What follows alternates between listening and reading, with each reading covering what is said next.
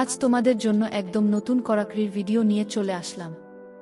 প্রথমেই বলে রাখি, এই ভিডিওটি শেষ অবধি মনোযোগ দিয়ে শুনলে পানি ধরে রাখতে পারবে না। টপটপ ছড়বে, তখন আমাকে লাগবে পানি ধরার জন্য।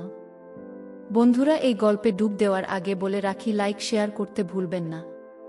তাহলে চলো শুরু করি। বন্ধুরা, আমি মিনাল হাই স্কুলের বাংলা টিচার। বছর 3 হলো বিয়ে করেছি। গ্রামের শিশুর বাড়ি। 5 মাস হলো বু প্রেগন্যান্ট। কে জানে এরকম লকডাউন হবে। সারাদিন রাত বাড়িতেই আছি, কি আর করা যাবে। সকালে বসে চা খাচ্ছি, শিশুর ফোন করলো, জামাই ষষ্ঠীর নিমন্ত্রণ করল। লকডাউনে বাইরে বেরলেই পুলিশ তাড়া করছে, কি করে যাব সেটাই ভাবছি। বাড়িতে বসে থাকতে ভালো লাগছে না। শিশুর বাড়িতে কয়েকদিন থেকে আসা যাবে, বু যাওয়ার জন্য বলছে, তাই ঠিক করলাম ষষ্ঠীর দিন ভোরবেলা বেরোবো। যথারীতি ষষ্ঠীর দিন ভোরবেলা দুজনে বাইকে করে শ্বশুর বাড়িতে গেলাম। শ্বশুর বাড়িতে যখন পৌঁছালাম তখনও শ্বশুর শাশুড়ি ঘুম থেকে ওঠেনি। ডেকে ঘুম ভাঙাতে হলো। তারপর শ্বশুর এসে গেট খুল। শাশুড়ি ঘুম থেকে এল। শাশুড়িকে দেখেই তো অবাক হয়ে গেলাম আমার তাকিয়ে থাকা দেখে। শাশুড়ি মুচকি হাসল। শাশুড়ি বলল, মিনাল বসো, আমি বাথরুম থেকে আসছি, তারপর তোমাকে চা করে দিচ্ছি। আচ্ছা মা। শাশুড়ি চলে গেল আর আমার বউ এসে ফ্রেশ হয়ে শুয়ে পড়ল। শাশুড়ি বাথরুম থেকে বের হলে আমি বাথরুমে গিয়ে ফ্রেশ হয়ে ঘরে এসে প্যান্ট আর গেঞ্জি পরে নিলাম। শাশুড়ি চা নিয়ে এলো। শাড়ি পরে দারুণ লাগছে আমার তাকিয়ে থাকা দেখে। শাশুড়ি বলল, শ্বশুরের সম্পদের দিকে এত নজর। শাশুড়ির গলা শুনে চমকে উঠলাম। আমার হাতে চায়ের প্লেটটা দিয়ে হাসতে হাসতে ঘর থেকে বেরিয়ে গেল। সুর চা খেয়ে দোকানে চলে গেল। শিশুরের মুদিখানা দোকান আছে, তাই লকডাউনে ছাড় আছে। আমি চা খেয়ে উঠোনে এসে ঘোরাঘুরি করছি। রান্নাঘরে শাশুড়ি রান্না করছে।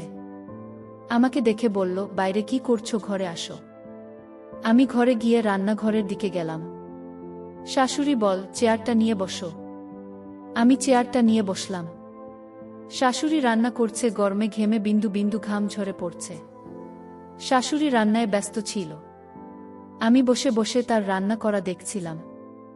শাশুড়ি এবার কড়াইতে জল দিয়ে গ্যাসটা কমিয়ে আমার দিকে ফিরল। আমার অবস্থা দেখে মুচকি হাসল। গ্যাসের স্ল্যাবের সাথে ঠেস দিয়ে দাঁড়ালো। শাশুড়ি বলল, কি মিনাল, কি মনে হচ্ছে, নাতি হবে না? নাতনি হবে। আমি বললাম, কার? শাশুড়ি বলল, আমার কথা জিজ্ঞাসা করব। তোমার বউ মানে আমার মেয়ের, সেটাই জিজ্ঞাসা করছি। শাশুড়ির মুখে এ কথা শুনে মাথা নিচু করেই বললাম, কি করে বলব, কি হবে? শাশুড়ি বলল, আরে একটা আইডিয়া তো আছে, বলো কি আইডিয়া তোমার? আমি বললাম, নাতি হবে মনে হয়। তারপর গ্যাসের দিকে ফিরে তরকারিটা একটু নেড়েচেড়ে নামিয়ে নিল। এমন সময় চুলের খোপাটা খুলে গেল। দুটো হাত দিয়ে খোপা করতে করতে আমার দিকে ফিরল। আমি তো অবাক হয়ে তাকিয়ে রইলাম। শাশুড়ি বলল, শাশুড়ির সব দিকে খেয়াল রাখছো দেখছি। এমন সময় সাইকেলের বেল বেজে উঠল। শাশুড়ি বাইরে গিয়ে একটা বাজারের ব্যাগ হাতে নিয়ে ঢুকল। আমি বললাম, বাবা এসেছিল নাকি? শাশুড়ি বলল, না, দোকানের কর্মচারী। শাশুড়ি ব্যাগের থেকে তরকারি বার করে একটা গামলায় নিয়ে বেসিনে ধুতে আরম্ভ করল। আবার খোপাটা খুলে গেল। শাশুড়ি বলল, লোকেশ, ফ্রিজের উপর দেখো, একটা চুলের ক্লিপ আছে, নিয়ে আসো। আমি ফ্রিজের উপর থেকে ক্লিপটা নিয়ে শাশুড়ির হাতে দিতে গেলাম। শাশুড়ি বলল, আমি তরকারি ধুচ্ছি, তুমি চুলটা গুটিয়ে ক্লিপ লাগিয়ে দাও। আমি কি করব ভেবে পাচ্ছি না। শাশুড়ি বলল, কি হলো? আমি শাশুড়ির পেছনে গিয়ে চুল ধরলাম। আমি ক্লিপটা দিয়ে সরে এলাম।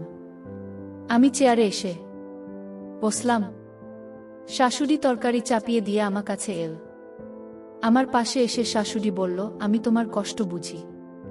এখানে যে কদিন থাকবে আমার মেয়ের দায়িত্ব আমি নেব। তোমার সব কষ্ট আমি দূর করে দিব। আমি বললাম, আপনি কোনো টেনশন করবেন না।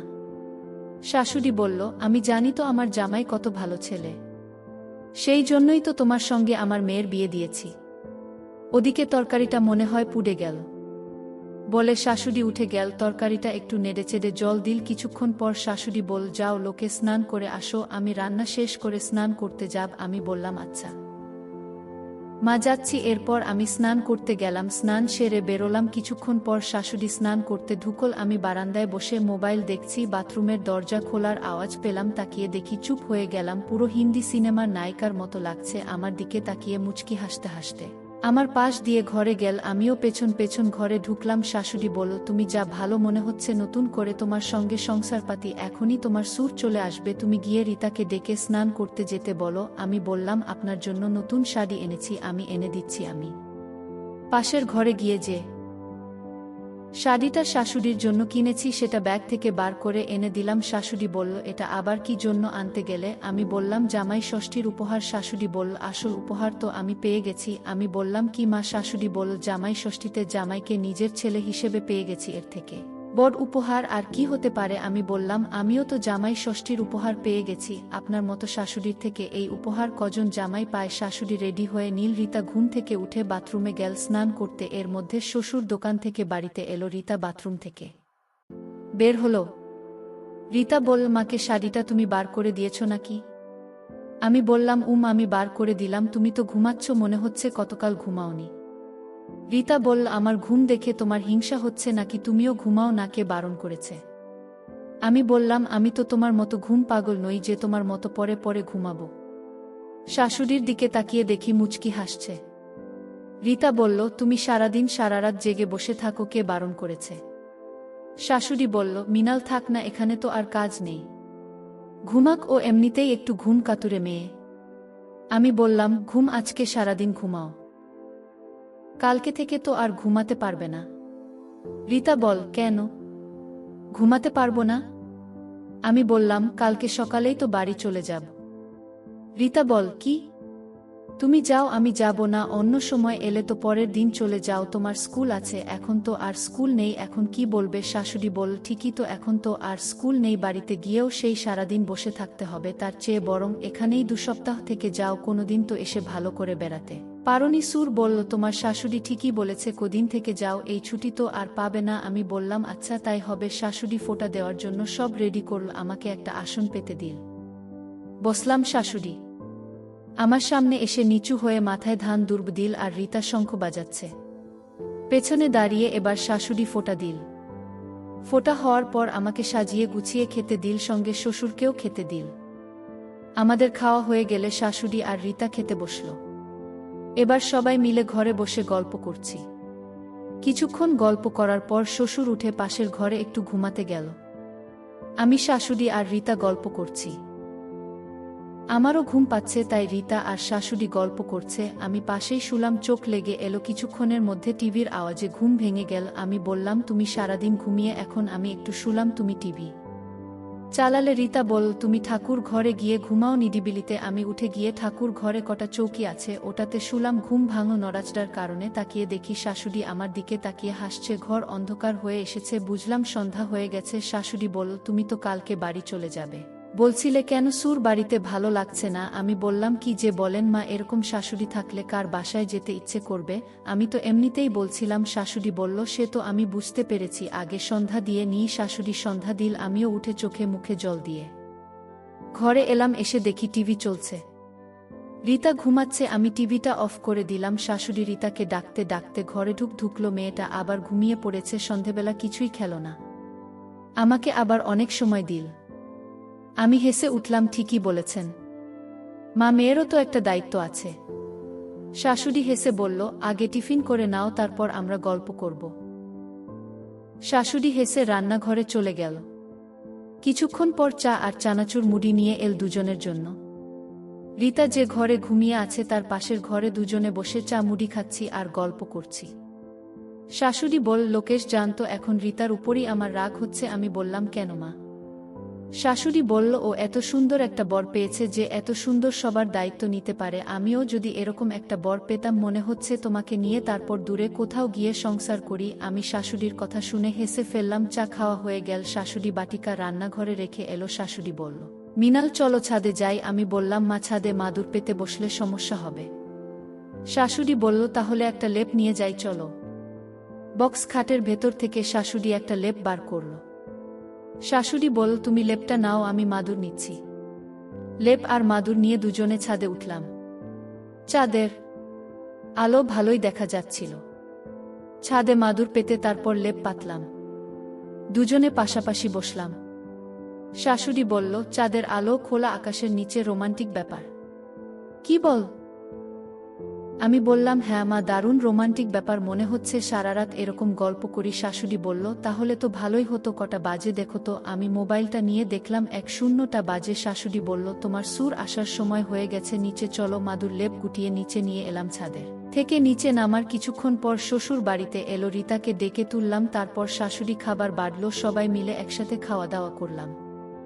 কিছুক্ষণ গল্প করে আমি আর রিতা এক ঘরে আর শ্বশুর শাশুড়ি এক ঘরে ঘুমাতে গেলাম। গল্প করতে করতে রিতা কিছুক্ষণের মধ্যে ঘুমিয়ে গেল। আমার ঘুম আসছে না, শাশুড়ির কথা শুধু মনে হচ্ছে। এমন সময় কারেন্ট চলে গেল আর শুয়ে থাকতে পারছি না, গরমে শরীর ঘামছে, তার উপর কারেন্ট চলে গেল। রিতা তাও ঘুমিয়ে যাচ্ছে। আমি উঠে কোনো রকমে টেবিলের কাছে এলাম, তারপর টেবিলের উপর মোবাইলটা পেলাম, ফ্ল্যাশলাইটটা জ্বালিয়ে বারান্দায় এলাম। মোবাইলে দেখলাম 12টা বাজে। বারান্দায় একটা বেতের চেয়ার আছে, এই চেয়ারটার হেলান দেওয়ার জায়গাটা অনেকটা শোয়া আনো, যাই হোক চেয়ারে বসলাম। খোলামেলা বারান্দা, বক্স করে গ্রিল দেওয়া, চাঁদের আলো বারান্দায় পড়েছে, ফুরফুরে হাওয়া দিচ্ছে। বক্সের উপর দুটো পা তুলে দিয়ে চেয়ারে হেলান বসে বসে আমার শাশুড়ির কথা ভাবছি। এই বয়সেও এখনো নিজেকে ফিট রেখেছেন।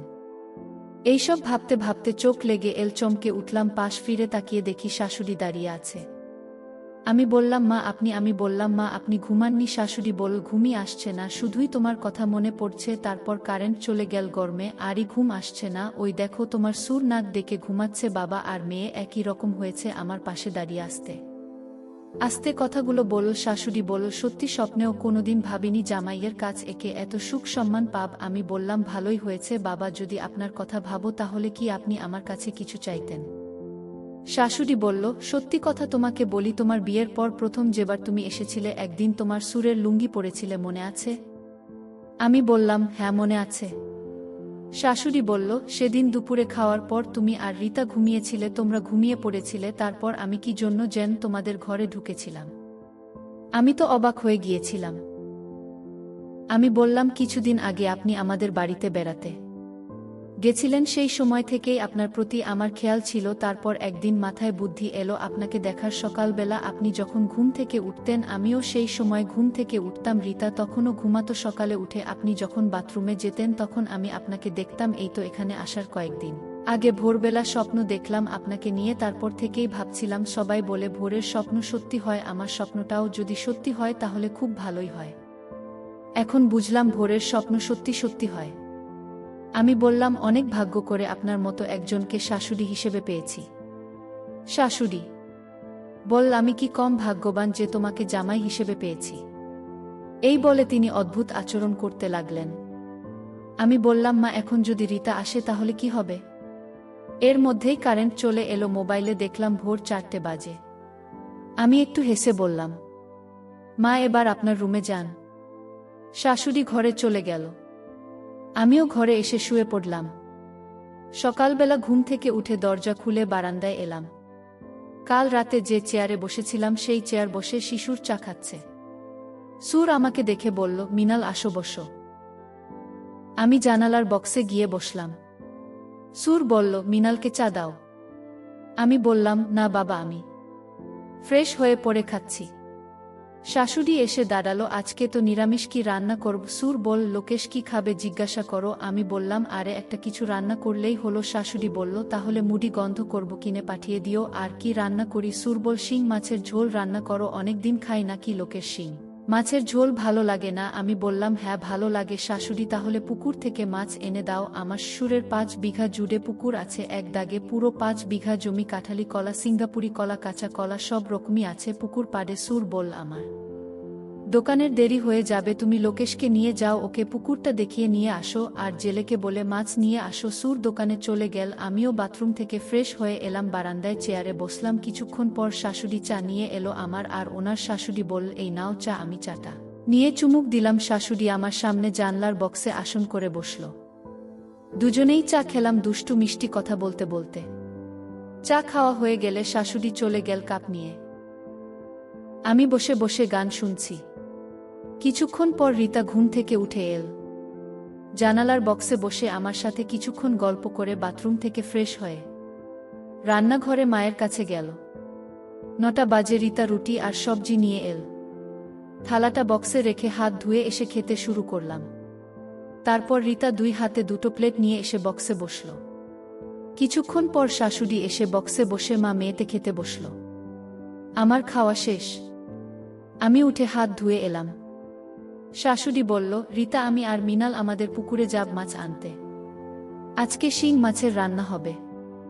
আমি একাই যেতাম। তোর বাবা বলল মিনালকে পুকুরটা দেখিয়ে নিয়ে আসতে। তোর বাবা খাসির মাথা পাঠাবে, তুই সেটা একটু ভেজে রাখিস, আমরা তাড়াতাড়ি চলে আসব। 9:30 বাজে। শাশুড়ি ঘরে গিয়ে শাড়ি পরে এল। আমিও একটা ট্র্যাক স্যুট আর একটা গেঞ্জি পরে নিলাম। আমি বললাম মা, একটা জাল নিতে হবে তো ধরার জন্য। শাশুড়ি বলল তা নেওয়ার দরকার নেই, ঘরে একটা ফোল্ডিং জাল আছে, ওটাই নিয়ে আসি। শাশুড়ি ঘরে গিয়ে নিয়ে এলো। শাশুড়ি বলল এই নাও। আমি জাল নিয়ে দুজনে বেরিয়ে পড়লাম। মিনিট 2 লাগলো বাগানে আসতে। সুর বাড়ি থেকে 5 মিনিট এলেই মাঠ শুরু। মাঠের আল দিয়ে মিনিট 10 লাগে। মাঠে কিছু লোক কাজ করছে। আল দিয়ে আসতে আসতে কয়েকজন শাশুড়িকে জিজ্ঞাসা করল আমি কে, কোথায় যাচ্ছি। শাশুড়ি আমার পরিচয় দিল। মাছ আনতে যাচ্ছি সেটাও বল। কলা বাগানের ভেতরে ঢুকলাম। এতক্ষণ রোদ্রে এসে এখন বাগানের ভেতরে ঢুকে শান্তি পেলাম। অতিরিক্ত গরমের জন্য মাঠে লোকজনও খুব একটা নেই। দুজনে মিলে হাঁটতে হাঁটতে বাগানে ঘুরছি। ঘুরতে ঘুরতে প্রায় বাগানের মাঝখানে চলে এলাম। শাশুড়ি বলল লোকেশ, এই মোচাটা নাও। আমি চেষ্টা করলাম কিন্তু নাগাল পেলাম না। শাশুড়ি বলল আচ্ছা থাক, মোচা পরে নাও, এখন কয়েকটা কলাপাতা নাও। আমি বললাম কলাপাতা দিয়ে কি হবে? শাশুড়ি বলল কলাপাতার উপর জামাই শাশুড়ির গল্প হবে। আমি কয়েকটা কলাপাতা নিলাম। শাশুড়ি কলাপাতাগুলো বিছিয়ে তার উপর বসলো, আমিও বসলাম। আমরা বাগানের মাঝখানে আছি, বাইরে থেকে কেউ দেখতে পারবে না। শাশুড়ি একদম ঘেমে গেছে। আমি মোচা ধরতেই শাশুড়ির মুখ থেকে একটা শব্দ বেরিয়ে এল। শাশুড়ি বলল তাড়াতাড়ি নাও, দেরি হয়ে যাবে, বাড়ি গিয়ে আবার রান্না করতে হবে। এরপর শাশুড়ির কথা শুনে আমি আর দেরি করলাম না। শাশুড়ি বলল চলো চলো, অনেক দেরি হয়ে গেছে। তারপর আমরা কয়েকটা মোচা নিলাম। আমরা বাগান থেকে বেরিয়ে বাড়ি গেলাম 1-2টা কোড়ি বাজে। রীতা বলল এতক্ষণ লাগলো তোমাদের একটা মোচা আর মাছ আনতে, তোমাদের দেরি দেখে আমি মুড়ি গন্ধ তরকারি করে রেখেছি। শাশুড়ি বলল আরে যাওয়ার সময় মিলির মায়ের সাথে দেখা।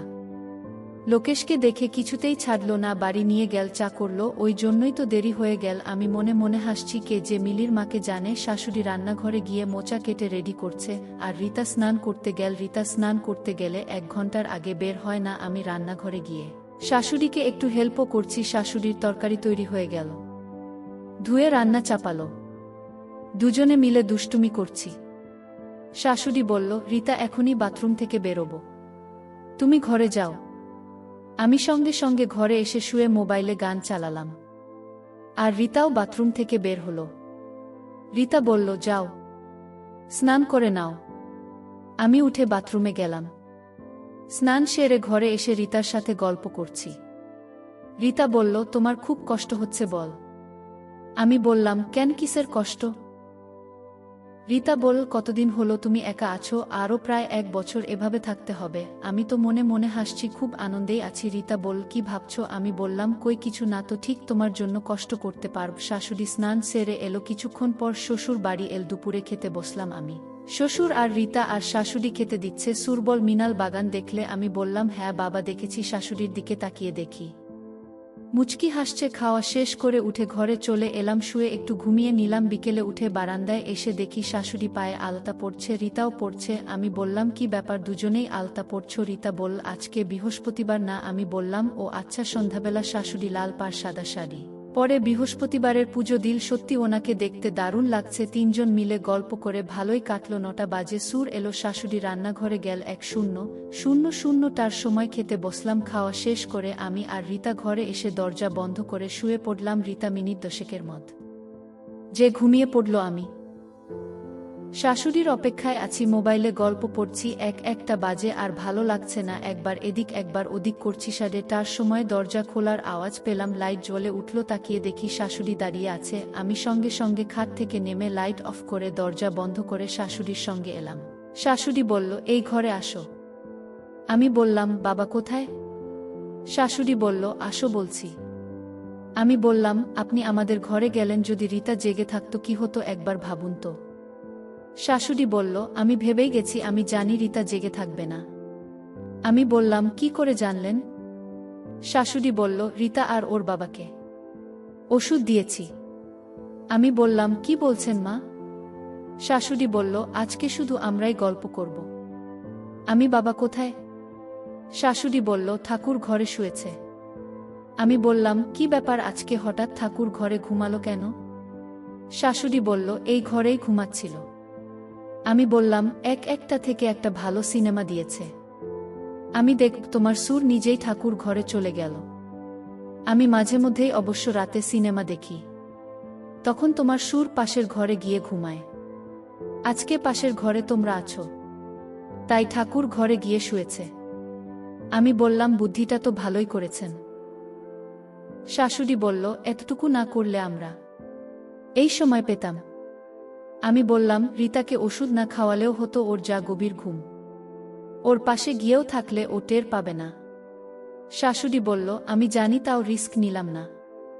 শাশুড়ি আলমারি খুলে একটা বাক্স বার করল। বাক্সটা খুল দেখি সব গয়না। শাশুড়ি এক এক করে সব পড়তে লাগল। 2 হাত জুড়ে শাখা বাঁধানো, পলা বাঁধানো, আরও কত কি, সোনার হার, গলা ভর্তি কানের দুল, গয়না দেখতে পরীর মতো লাগছে। আমি বললাম, মা, আপনাকে যা সুন্দর লাগছে না কি বলব? শাশুড়ি বলল, আর মা নয়, এখনই তোমার বউ হব, তোমার জন্যই তো সাজলাম। এই গয়নাগুলো বেশিরভাগ আমার বিয়ের গয়না।